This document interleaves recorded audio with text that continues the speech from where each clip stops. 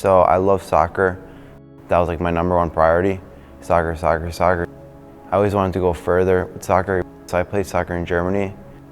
It was soccer up until the accident, and then the accident came. It sounded like this was a pretty chaotic incident. All I know is that we were going down a road. We spun out. My side of the car hit the tree. It was a high-speed motor vehicle accident in which a car was pinned up against a tree. I got the main injuries, the big hit. The car was on fire. It required a lot of work on scene. There were 2 very, very sick passengers in the car. Luckily, they were able to extract both of these patients, and they were able to bring them both to South Shore University for us. I had a severe traumatic brain injury, a lot of blood in my ventricles. I broke my femur, like a perfect break. It was apparent that he had sustained significant brain trauma with hemorrhage into his ventricular system. It was also apparent that he was significantly compromised by the mechanism of injury as well as the bleeding in the brain, and that it would require a multidisciplinary approach with the trauma and neurosurgical teams in order to provide the best care possible to hopefully yield the most favorable prognosis. Luckily, they got him to us early enough and quickly enough that we were able to intervene as soon as Alex got here. He was basically unresponsive. We use something called a Glasgow Coma Scale. It's just a scale of how responsive you are. The best is 15, which is someone's awake and alert. The worst is 3. 3 is completely unresponsive. So he was a 3 when he first came in. He wasn't very medically stable at all. He was actually very critical. He was on a lot of medications. He was not opening his eyes. He was responding to pain only, really. One of the first things that we did was when we assessed his airway is that we found that was compromised. And we needed to proceed with intubating or putting a breathing tube into his airway. And the next day, the orthopedic team took him to the OR and fixed his leg.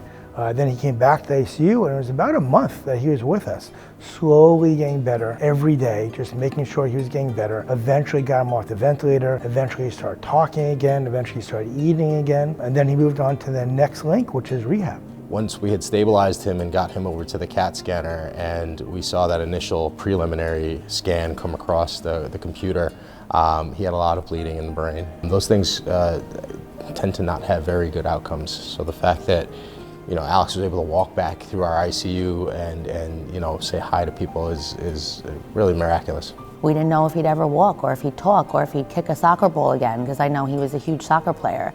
So it was definitely a scary thing to hear that they didn't know what it was going to be. His recovery is above and beyond what I thought it was going to be, and I'm so excited for him and his family.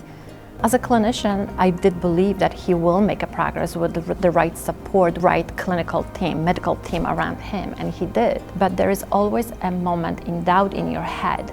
Will he have enough in him to do it? I'm just amazed to see him, how well he's doing, how approachable he is, and how open he is of talking to us about his experience. Coming back to visit, because I visited to say thank you, they were all very nice. My parents had some special nurses they liked, so I met them and they were very funny and nice. But this is why we do this, to have these outcomes, to see a young person who was almost at death's door when they first came into the hospital, and now he's back in school, back with his family, hopefully going to have a long life and a long career of whatever he decides to do. It's been incredible to see the strides that he's made, not only in terms of his neurologic recovery, but also in terms of return to his activities of daily living and soccer and the other hobbies that are important to him. These are the moments that make us grateful for what we do, and we're all part of a big team here. We appreciate our fire department, our EMS providers. It makes me proud, it makes me happy to be a trauma surgeon, it makes me happy part of this team. This can show how that system can work.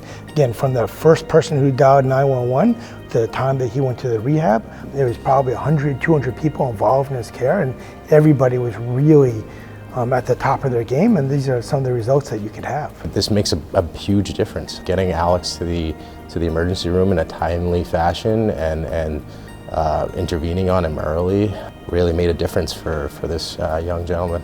This is the type of injury where time is of the essence, and we're really reliant upon and thankful for the prompt response of our colleagues that are first responders through EMS to get these patients to the hospital as quickly and safely as possible so we can continue their care. The first responders, if they didn't do their job, how good they did, I wouldn't be standing here right now, I'd be dead. To all the Northwell doctors and everyone who works at Northwell, helped me get to where I am, doing the right procedures, everything, doing the right steps. Without all you guys, I wouldn't be here where I am this good. So thank you to everyone who helped me along my journey.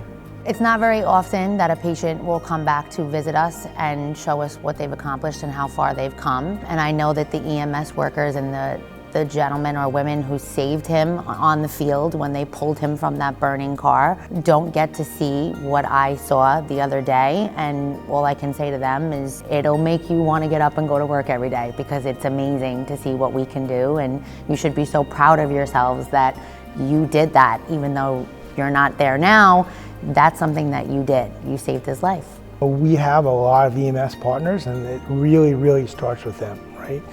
So without the EMS partners, we can never achieve these types of results. Many of these EMS providers are actually volunteers, right? They're just really dropping their entire life and coming out and being a part of their community, so it's really great. They are in the fire of what is happening right now with the patient, and the moment so crucial for the patients. If it wouldn't be because of them, Oleg may not come to our hospital, will not get the proper care in the right time, in the right moment. I think it's wonderful to see that there's such a multidisciplinary investment in taking care of the patients in our community. That includes the first responders that bring the patients to the hospital and stabilize them and participate in the initial steps of their care. It also involves their thoughtful handoff of care and transitioning of care to the providers in the hospital.